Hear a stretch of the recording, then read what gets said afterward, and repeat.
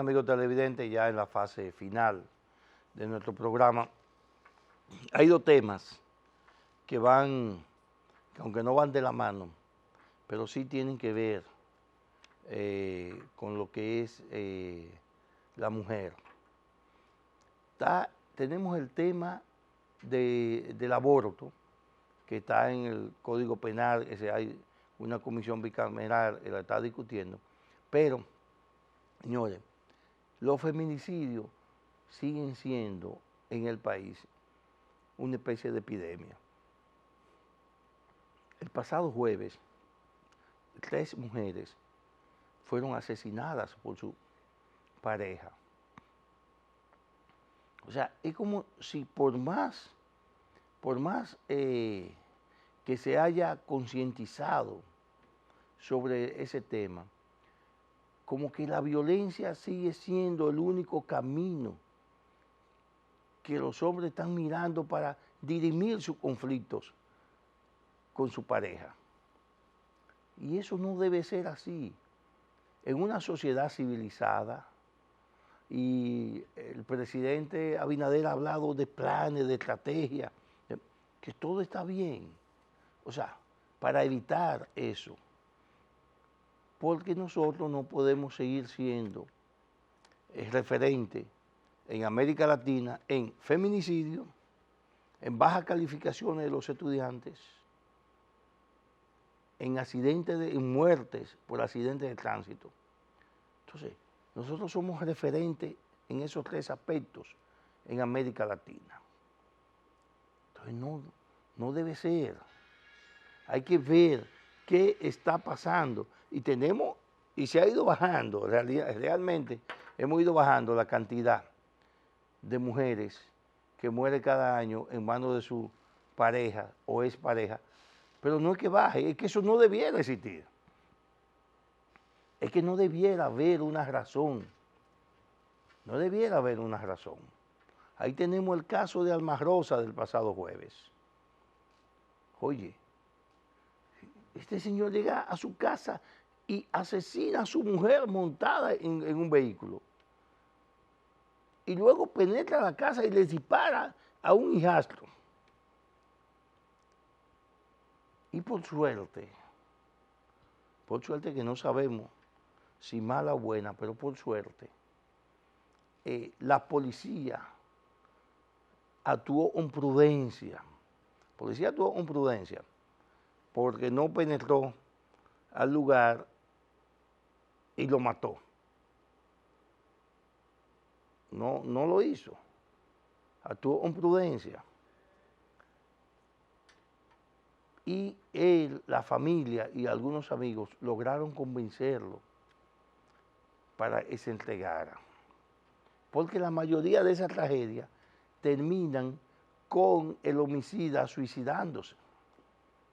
Incluso en ese mismo caso, hubo una señora que dijo que pudo verlo a él sentado en el vehículo con la pistola en la boca.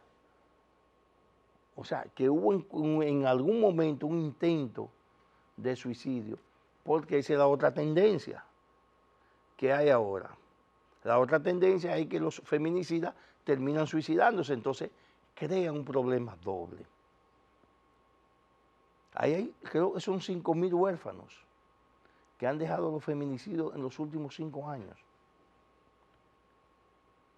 Oiga, eso es mucho.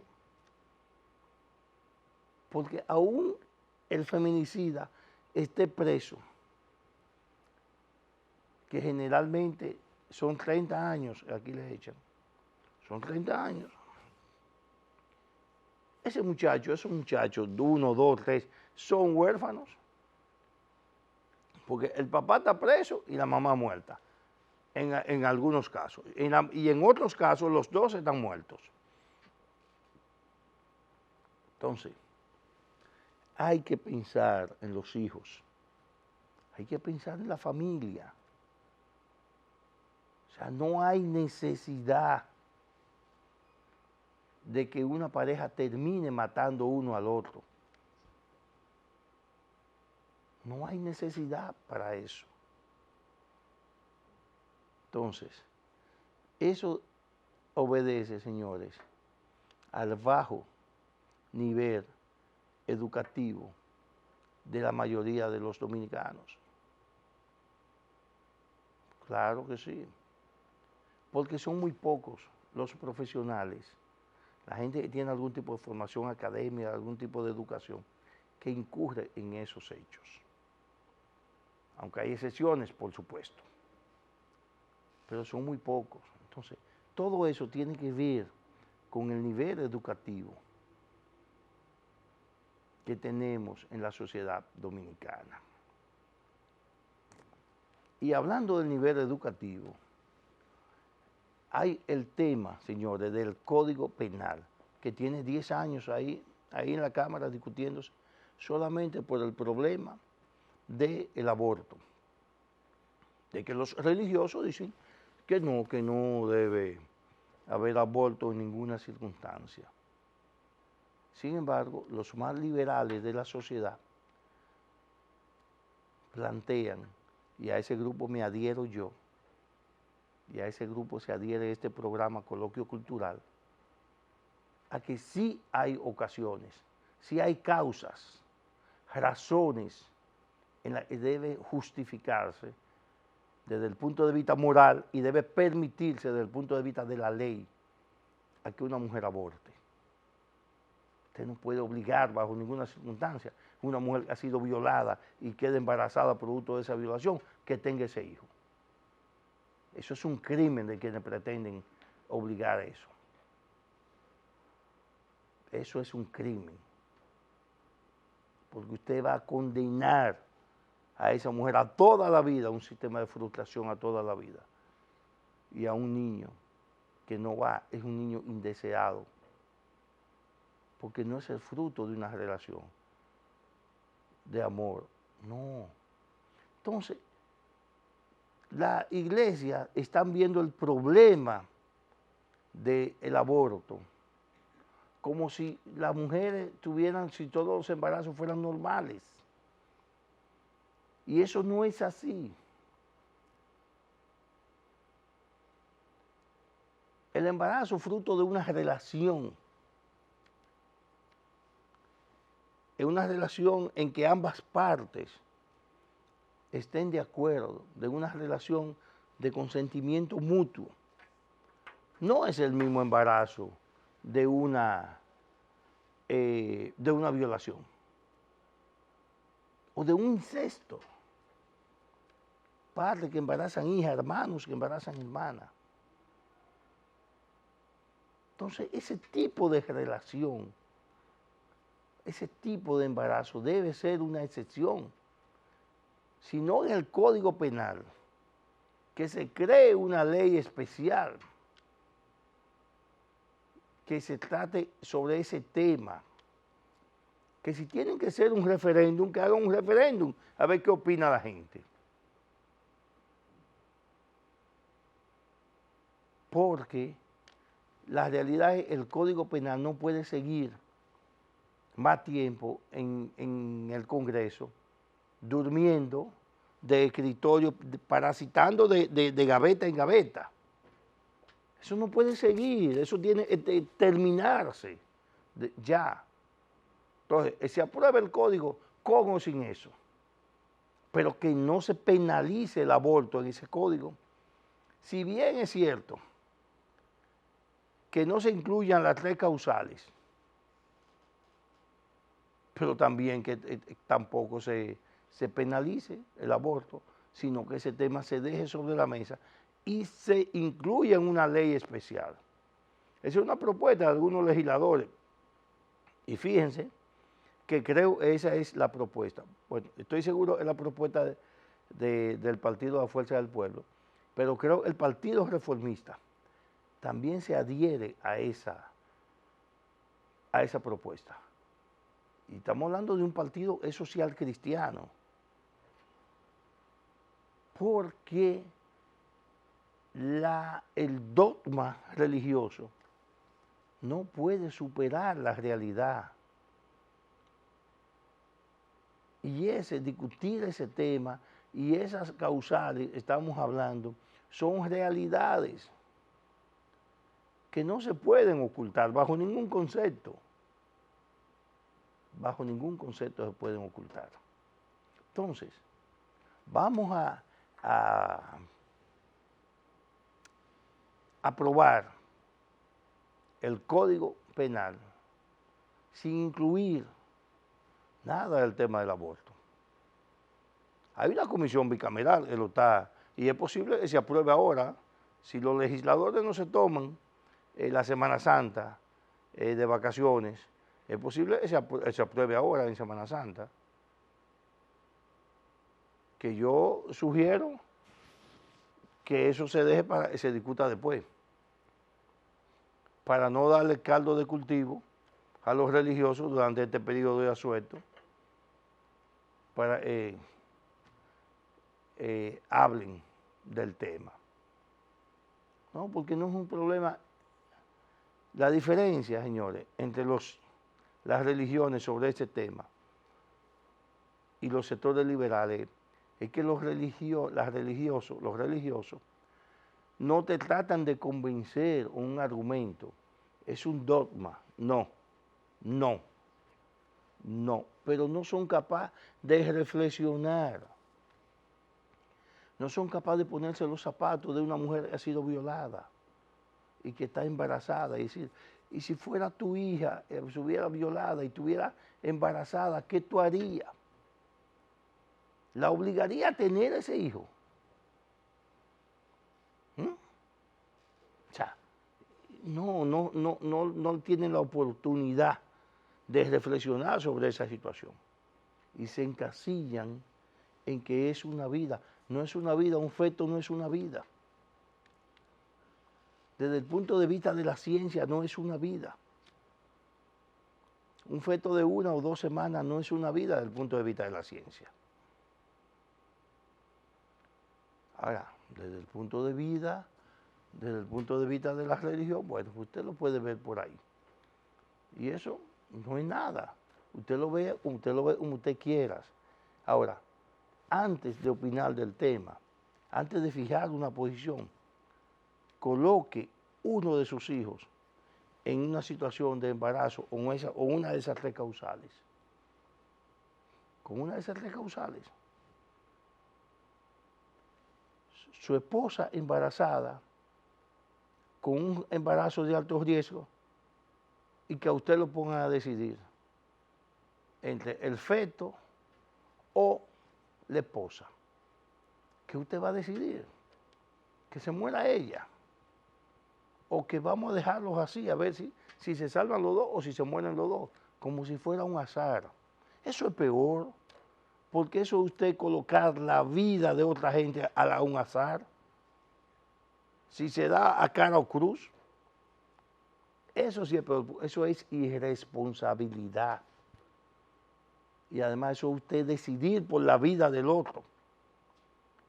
Bien, amigo televidente, pues no hay tiempo ya para más. La próxima semana estaremos acá de nuevo en Televisión, 11 de la mañana, conversando sobre los temas de actualidad que se produzcan en el país. Será pues que aprovechemos este asueto de Semana Santa para reflexionar sobre los temas más interesantes de la sociedad, sobre lo más conflictivo que tenemos y que salgamos todos por buen camino cuando termine esto y que haya menos casos de pandemia.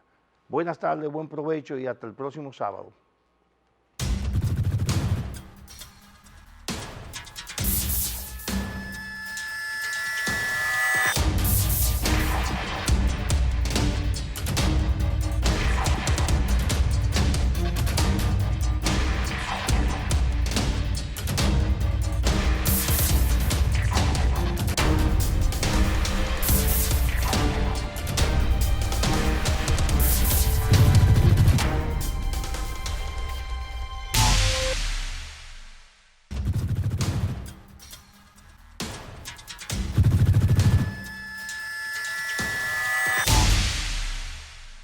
Ya de regreso para seguir conversando con ustedes sobre estos temas y concluíamos de que el uso de la juca es la principal fuente de contaminación de algunas enfermedades. Mire, mañana, que es el Domingo de Ramos, mañana es cuando inicia formalmente la Semana Santa, que comienza con la entrada de Jesús a Jerusalén. Recuerden que, de acuerdo a los textos bíblicos, Jesús entró a Jerusalén montado en un asno, seguido de los apóstoles, de séquito, y luego fueron los apóstoles, y que la gente los recibía con ramas de olivo, con ramas de diferentes especies.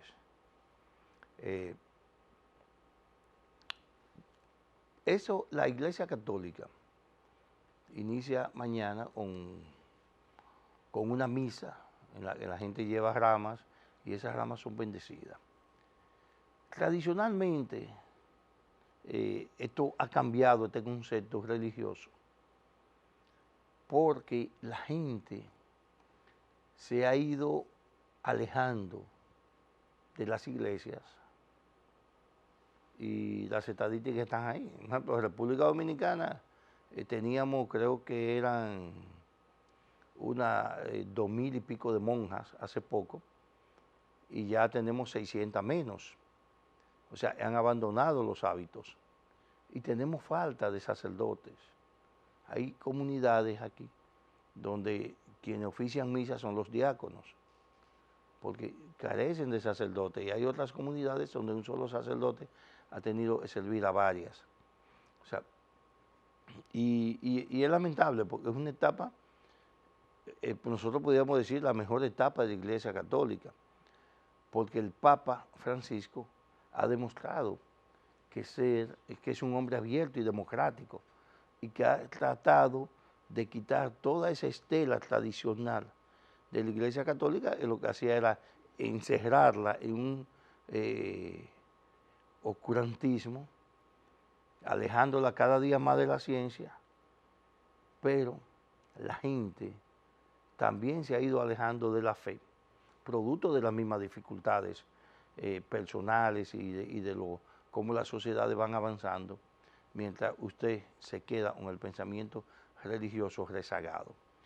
Pero nada, mañana comenzamos la Semana Santa, y en el caso de nosotros, en el caso del mundo, pero nosotros, que aunque somos un país católico, pero la gente ha tomado ese periodo tradicionalmente, con las últimas décadas, para jolgorio. Dice, oye, pero es asombroso, ¿sí? Las mejores fiestas, los mejores espectáculos artísticos se montaban en Semana Santa, cuando debió ser una época de recogimiento y de reflexión. Pero el consumo de bebidas alcohólicas el Viernes Santo era insuperable, solamente era superable por el día de Navidad y Año Nuevo. Solamente esos 2 días superaban el consumo de bebidas alcohólicas el Viernes Santo. Ahora, igual que la Semana Santa del año pasado, tenemos las restricciones de que estamos en medio de una pandemia, en medio de una crisis sanitaria. Y los epidemiólogos advirtieron al gobierno en diciembre del año pasado, miren, si seguimos dejando el país así abierto, porque no queremos impedirle que la gente disfrute su Navidad, la gente no se va a morir porque no disfruten una Navidad. Vamos a tener un rebrote de la enfermedad. Y así lo tuvimos en febrero. A final de enero y en febrero hubo un rebrote de la enfermedad. Ahora es que los casos han ido bajando en marzo, pero tuvimos un rebrote. Entonces, si no hay controles, si el gobierno no se pone la pila para que se cumplan controles y restricciones, vamos a tener un rebrote en abril del coronavirus como resultado de las actividades de Semana Santa. Entonces, bueno, el gobierno ha tomado algunas medidas restrictivas. No se puede vender, consumir, no se puede vender alcohol, pero el viernes, sábado y domingo. Eso es importante, porque eso va a evitar aglomeraciones en muchos sitios. Pero hay que controlar las playas. Hay unos 200 y algo, 267 balnearios que la Defensa Civil lo clausuró. Pero eso lo hicieron no para evitar, por el asunto del coronavirus, no para evitar el contagio, sino por otros peligros que representan para la vida de los bañistas. El gobierno dispuso que solamente 80% de los hoteles solamente puedan tener una ocupación de 80%. Eso yo lo considero mucho, demasiado. Una ocupación muy alta, demasiado. Debió haber sido 50%. Pero el gobierno tiene la disyuntiva de que tiene también un plan de relanzamiento del turismo. Y entonces poner demasiadas restricciones en el sector hotelero, eso pudiera ser desfavorable para ese plan de captar turistas después que pase todo esto. Ahora, señores, donde está lo más peligroso, y es donde el gobierno tiene que poner énfasis, Interior y Policía.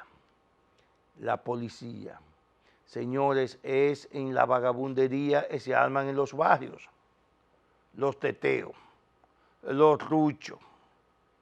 Entonces, todo eso, teteo, rucho en los barrios, eso provoca aglomeraciones.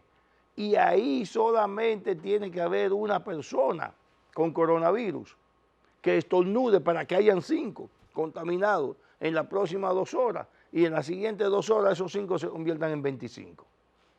Y al día siguiente nadie sabe en cuánto. Resultado, señores, es que hay que parar eso. Eso ustedes están viendo en su pantalla. La policía tiene que parar eso como de lugar. Porque es que luego esos enfermos van a costa del Estado. Pero además esa gente va y enferma a su familia, a su vecino, a sus amigos. Entonces, eso hay que pararlo. ¿Cómo? Bueno, autoridades saben. Para eso está la fuerza pública. Si no se logra parar eso durante un mes, por lo menos, durante un mes, será difícil que nosotros podamos decir, superamos el coronavirus, o lo tenemos en su mínima expresión. Entonces el gobierno está obligado a ampliar la campaña y agilizar el plan de vacunación y detener esa vagabundería en los barrios. El toque de queda a las 9 de la noche y la gente comienza a juntarse a las 8 para eso. No sé, pero ahora le llaman teteo. O sea, es como una burla a la autoridad. ¿Qué se puede hacer? Bueno, hay mecanismos que se pueden hacer. Lo tenemos aquí, entre guardia y policía, 52,000. Por ahí hay como 30,000 guardias comiendo chavo en la fortaleza. Vamos a ponerlo por la calle entonces, la gente que aunque sean metan miedo. ¿Y cuántos policías hay aquí? 30,000, 40,000 policías. Pero en los barrios usted ve 2 policías que cuando lo mandan para esa actividad se asustan. ¿Por qué? Porque también eso, ponerse en los zapatos de la policía para ver.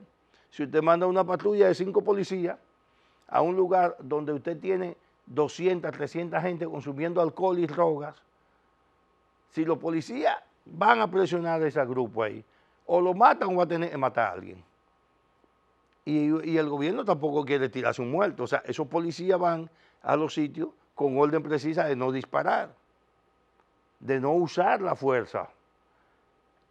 pero la gente lo sabe, no van a usar la fuerza, entonces abusan de los policías. Por eso le tiran botellas, le tiran piedras, le tiran tiros, porque ellos saben que la policía tiene orden de no disparar. Pero tiene que haber algún tipo de mecanismo. Vamos a militarizar las áreas donde se forman los teteos. Establecer cuántas áreas son, 100 áreas, bueno, vamos a militarizarlas temprano. Ya. Vamos a cada área de esa, vamos a mandarle 200 policías o 100 policías y 100 guardias. 100 guardias, y de esos guardias le ponen, ellos son feos de por sí, pero también le ponen muchísimo betún y vaina en la cara, le ponen betún y le ponen cosas en la cara, y entonces asustan a la gente, meten miedo, y la gente se va y se acuesta. Entonces vamos a hacerlo así. Pero tiene que haber un mecanismo que se acabe con esa vagabundería de toda esa fiesta en los barrios, los fines de semana, porque si no, no vamos a terminar nunca con el coronavirus. Y también agilizar esa campaña de vacunación. Entonces, eso, señores, porque, fíjense, y decíamos en un comentario anterior, que el problema mayor de esto es que esas son las fuentes de contaminación y ahí quienes están son los jóvenes. Entonces, si un país, como todos los países del mundo, deben tener puesta su esperanza en la juventud, y si tenemos una juventud enferma y dañada, entonces, ¿de qué nos sirve? No nos sirve de nada para el futuro. Entonces, es como país, cuando usted desbarata un teteo de eso, usted está ayudando a esos jóvenes de manera, aunque ellos no lo vean así, producto de la adrenalina de la edad, sube el consumo de alcohol, de drogas, eso. Entonces, pero hay que ser también maduro, más duro, con quienes violan las normas de vender bebidas alcohólicas fuera del horario. Eso pasa como en el ensanche de la fe, que yo veo cada rato a gente de AME empeñado en limpiar las aceras y permitir, porque ahí yo no he visto el desorden más grande ahí en este país, debe tener un ensanche de la fe, los talleres de mecánica y eso, en la calle, en las aceras, y veo a la gente de AME tratando de poner orden, pero quitan la cosa y la gente lo pone otra vez. Entonces, eso no, si no hay un régimen de consecuencia, eso va a seguir así. Y lo mismo pasa con los teteos. Es que no hay un régimen de consecuencia. Ojalá que puedan diseñarse una estrategia para ahora en Semana Santa, eso baje a su mínima expresión y evitemos entonces un rebrote de la COVID en el mes de abril, porque eso sí sería muy grave, gravísimo para la economía de este país. Vamos a una pausa, señor director, y regresamos en breve con nuestro último comentario.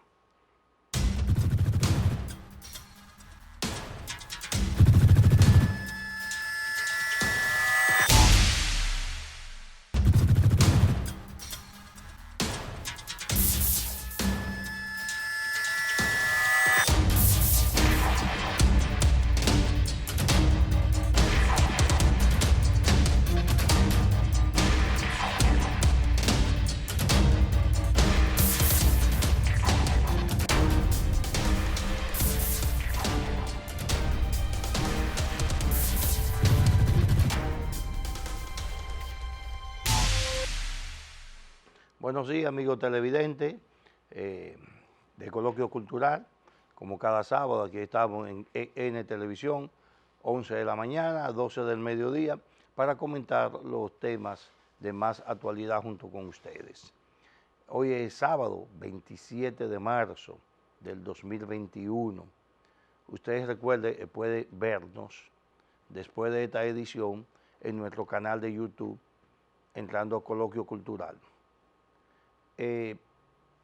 Esta semana vamos a tocar varios aspectos, pero hay uno más importante y es hacer un recuento de los ruidos que ha tenido este gobierno, de los ruidos provocados por los propios funcionarios, que es lo peor. El presidente Abinader ha sido muy diligente y ha salido al paso ante cualquier situación, y él mismo ha tenido que asumir el papel de vocero, porque desde Palacio también es muy tímido. O sea, la respuesta desde la Dirección de Comunicaciones a cada crisis ha sido muy tímida. Y eso es normal, porque en ese lugar han puesto una persona que no es de dominio de los temas tan de politizado como esto, sino que es más una figura de maquillaje y de moda y de ropa y de accesorios. Una figura para accesorios, sí, muy bonita, muy todo bien asesorado, pero no es la figura para defender en un país como este una gestión de gobierno. Y miren que estamos en una etapa donde no hay crisis, pero cuando pase toda esta crisis sanitaria y cuando se vayan acercando las próximas elecciones y cuando comiencen los dimes y diretes, ustedes verán qué va a pasar. Pero miren, hay cosas que uno no le entiende. Yo no voy a entender nunca cuál era la necesidad de provocar el ruido cancelando 50 médicos en el momento en que el país tiene una crisis sanitaria y en el momento que están pidiendo a todos los médicos, enfermeras, que se integren, que colaboren. Y el gobierno se tapa cancelando 50 médicos. Entonces, oye, usted se estaba buscando una crisis, usted se está buscando un problema.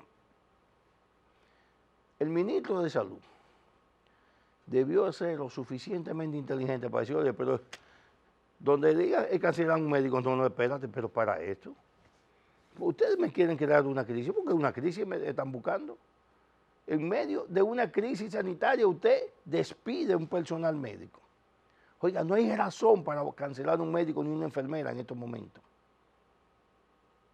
Tiene que ser una violación muy flagrante para tomar una acción de esa naturaleza. Todo el mundo está demandando servicios de salud y hay que estar vigilante a la evolución del coronavirus. Entonces no se puede estar en eso. Ahí se buscaron un problema. Con Waldo Ariel Suero, siempre hemos dicho, oye, ese nació con los guantes puestos. Y es más, yo creo que él paga por pelear con la gente, con el gobierno que sea. Ahí se metieron en un problema.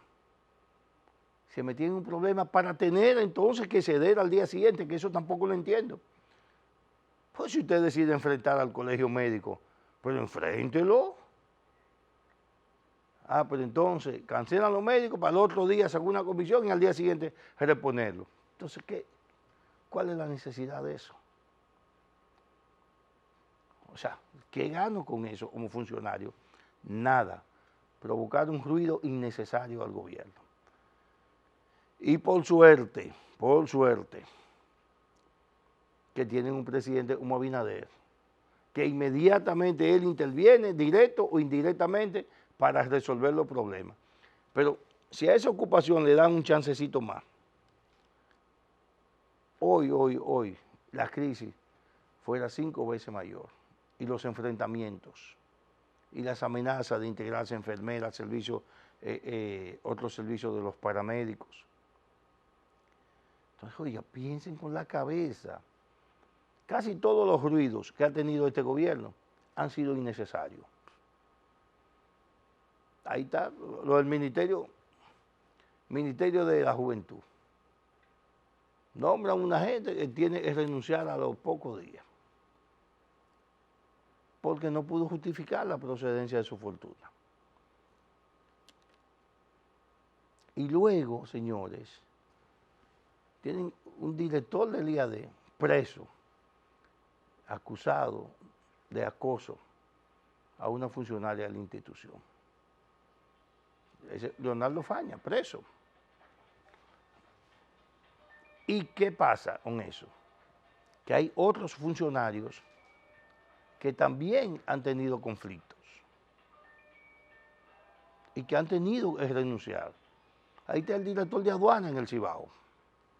El director de aduana en el Cibao, con un problema también con eso. El director de aduana con un problema tuvo que renunciar.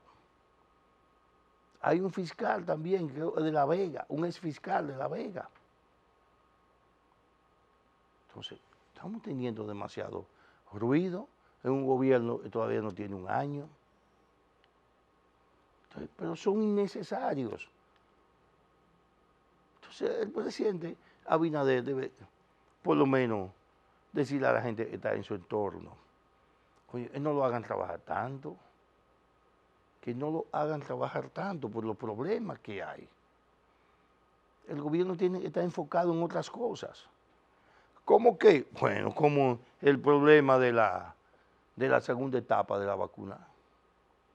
Hay que estar enfocado en eso, que se va a iniciar el próximo lunes y que se dijo en un principio que se había retrasado por falta de jeringuillas. Entonces ahora parece que aparecieron las jeringuillas y lo que se decía era verdad, porque las vacunas tienen 10 días ahí que llegaron, desde el martes de la semana pasada, que lo trajo un avión de China y lo recibió la vicepresidenta Raquel Peña, que dijo, esa misma noche en el aeropuerto, dijo, mañana comenzamos la segunda etapa del plan de vacunación. Y no se había podido comenzar. Bueno, los técnicos del gobierno decían estaban en proceso de planificación, que estaban planificando. Los técnicos del gobierno, los técnicos de salud. Sin embargo, había gente que estaba diciendo que no, que ese no era el problema era la falta de jeringuillas. Pero bien, ya falta o no jeringuilla, el asunto es que va a comenzar el próximo lunes el plan de vacunación de lo que es la segunda etapa. Bien,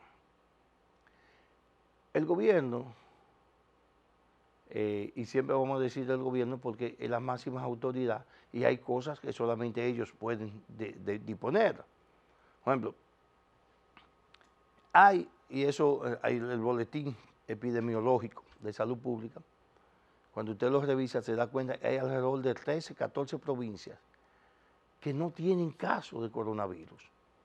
Que al día de ayer, en el boletín epidemiológico de ayer, hay como 13 o 14 provincias que no detectaron casos de coronavirus. Sin embargo, Santiago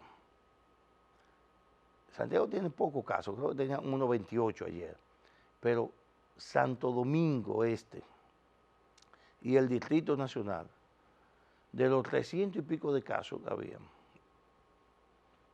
no, de los 400 y pico de casos, ellos dos tenían 300 casos, 300 y algo.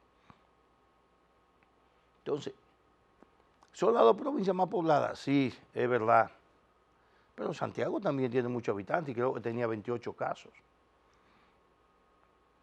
Entonces, algo está funcionando bien en un sitio y en otro no.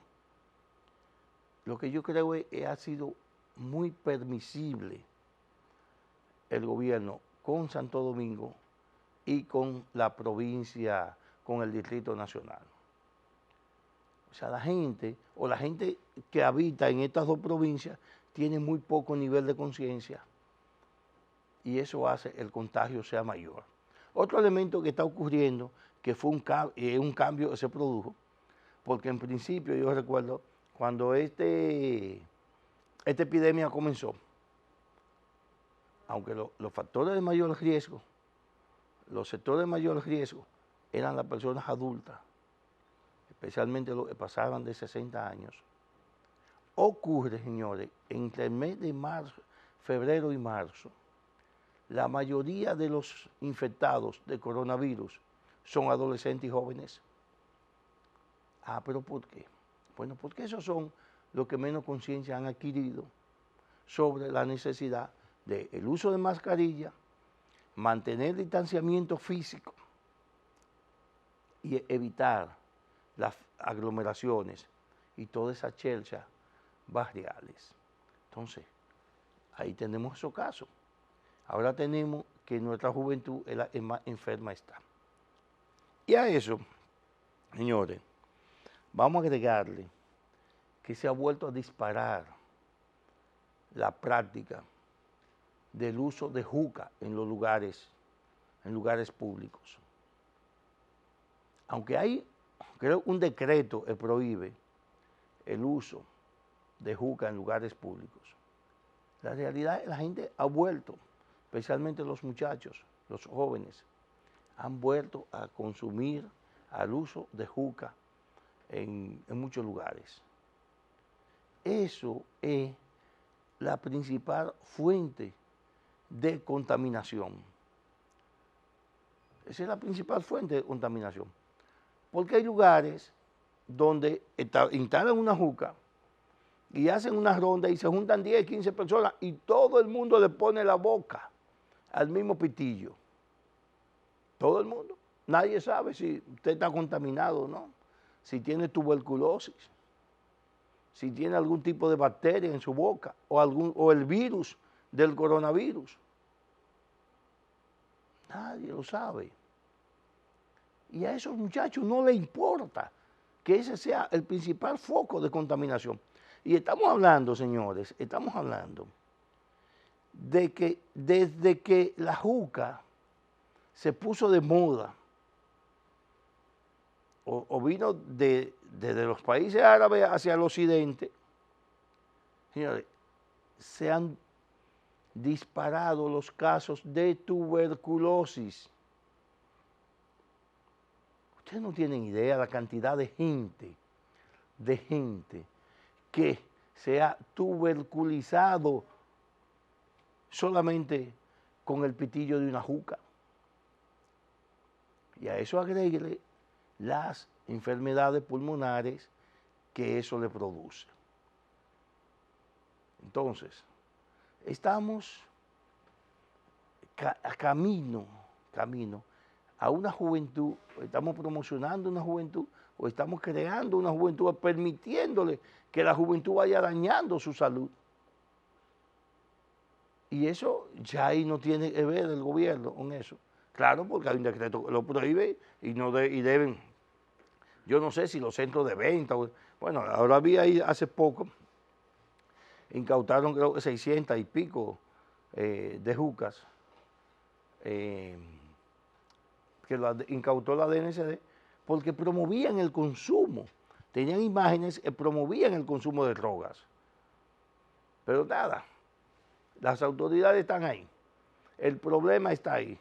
La gente sabe que se contamina de tuberculosis y de coronavirus al usar una juca que ya otro usó.